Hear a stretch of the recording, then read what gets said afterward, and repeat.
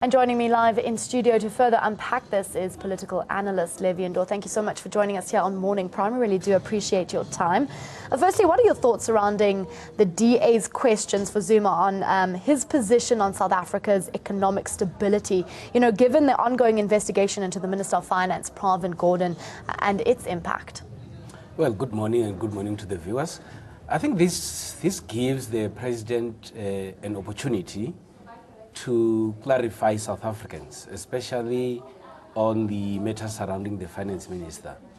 With the finance minister, it's not only about him as a person, but it's about the portfolio that he holds in cabinet.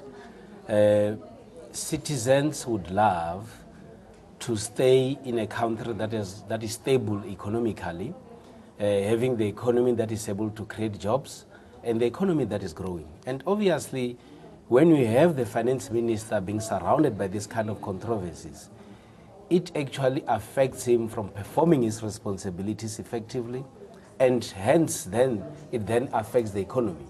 But also at the same time, you need stability in government in order to ensure that there is sufficient or conducive environment for economic growth. And with this kind of a situation, obviously, you would need then the president to be able to clarify his stance and actually assure South Africans that indeed we are in safe hands, and assure us again that our economy is growing and it is in the best interest of all citizens. And in your professional opinion, do you think that the president will be able to do that today? Well, he is the leader of the Republic, and one of his responsibilities is to ensure that South Africa is running smoothly and the economy is growing. He might not be able to provide answers that are actually expected by all of us, but at least all of us will expect him to take us to a direction where we feel that indeed something better has been done or happening in government sectors. Let's talk now about the withdrawal of South Africa from the ICC.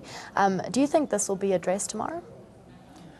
That's one area that has actually made a lot of South Africans to react in different manners. There are those that are saying that indeed South Africa is not supposed to withdraw from the ICC because they feel that South Africa still has an important role to play in international politics. And you'll recall that immediately after 1994, South Africa has adopted an approach that seek to find solutions in African and international politics in terms of dealing with conflict in Africa, ensuring that there is peace, and also coming up with multilaterals and bilaterals. But then there is a view that says that South Africa should not withdraw, and if they have to ensure that there is transformation, they must actually try to do it from within. They must influence the ICC in order not to be biased against South African, or rather African leaders, and actually embrace everybody. But also there are those that are saying that African leaders have been targeted by the ICC, and they've been making their views heard to this international body for a very, very long time. And when we withdraw, obviously, it will actually be a show or a sign of defiance to this body. And then it will actually send a message that indeed we're not happy with how things are actually being done. That's why we're getting out of the system. But for me, personally, I would have thought that South Africa having made all these threats, I still think that South Africa can still persuade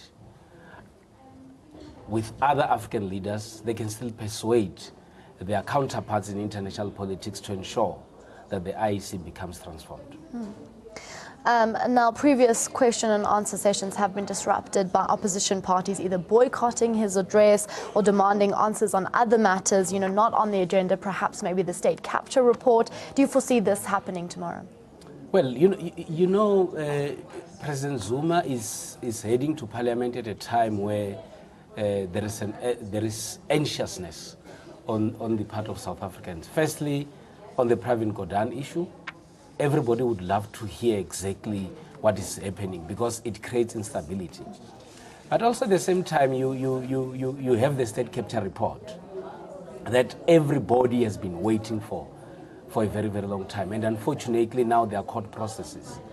And whether President Zuma has not been treated fairly by the public protector or not, that is something else that can be dealt elsewhere.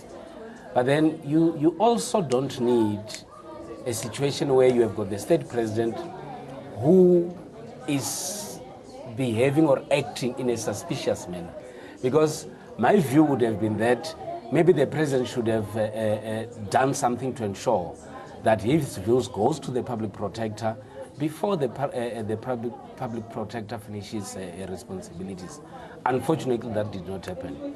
But with the opposition parties that we have in parliament that are quite predictable, obviously there is a possibility of disruptions because other people would love to know why now have we interdicted the release of the state capture report, why is the finance minister not being properly treated, and all this range of issues.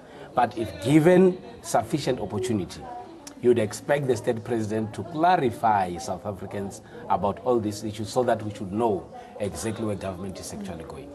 Thank you so much for your professional opinion. I just want to ask you to stay in studio with us, as we also would like to discuss, and Nkosazana Dlamini Zuma supports the call for a female president after we run this package. Now that is Levy Ndou, a political analyst, speaking there live in studio.